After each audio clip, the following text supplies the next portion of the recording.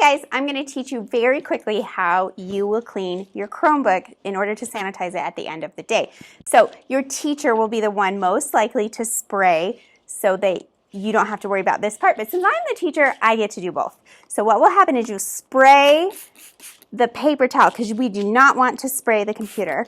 Your teacher will be in charge of that. You will start with the outside of the case. Let me move this so you can see. So see, I washed the outside. Then I'm going to quickly tip this up, wash the bottom, get my fingerprints again. Using the paper towel, I then open up my Chromebook and I first quickly wipe down with no pressure on the screen. And then again, you don't want to push all the buttons, so just not pressure, but quickly wipe down those keys. Using the paper towel, I then close it. And that's a clean Chromebook. So now it's clean. Paper towel gets tossed. So toss it in the trash, please. You'll take your Chromebook, you will put it in the Chrome cart if your Chromebook stays here for the night. If your Chromebook goes home, this goes right in your backpack, ready to go.